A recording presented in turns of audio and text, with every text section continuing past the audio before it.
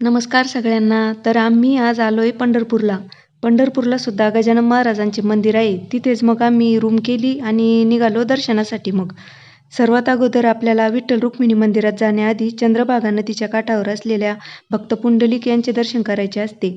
ते आम्ही केले, पण मंदिराकडे आल्यावर लगेच सगळ्यांना मोबाईल वगैरे जमा करावे लागतात. त्यामुळं जास्त काही शूट करता आले नाही.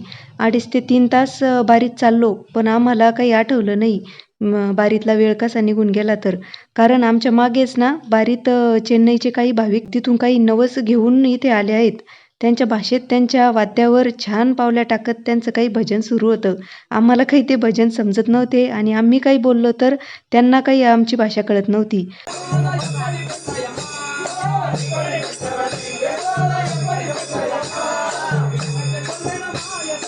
मग आमच्या ताईला भजनाची खूपच आवड असल्यामुळं त्यांना काही राहवलं नाही. मग आम्ही पण त्यांच्यात सगळेच ॲड झालो. भारीतच चालता चालता त्यांच्यासोबत आम्ही पण मस्त एन्जॉय केला. भाषा जरी समजत नव्हती, पण भावना मात्र एकमेकांना कळाल्या होत्या. त्यानुसारच इथं मस्त पावल्या टाकणं सुरू होत्या. आम्हाला तर खूप भारी वाटलं बरं का. आणि ते लोक पण खूपच खुश झाले, कारण ते 10-12 जणच सोबत आले होते. बाकीचे बारीतले सगळे त्यांना पाहतच होते आणि आम्ही त्यांना कंपनी दिल्यामुळे त्यांचा आनंद त्यांच्या चेहऱ्यावर दिसून येत होता.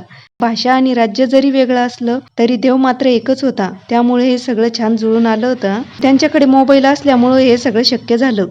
चला तर मग भेटूया पुढच्या व्हिडिओमध्ये अजून एका अशाच नवीन देवस्थानावर. व्हिडिओ आवडला तर लाईक, शेअर करा आणि सबस्क्राईब करायला विसरू नका. श्री स्वामी समर्थ.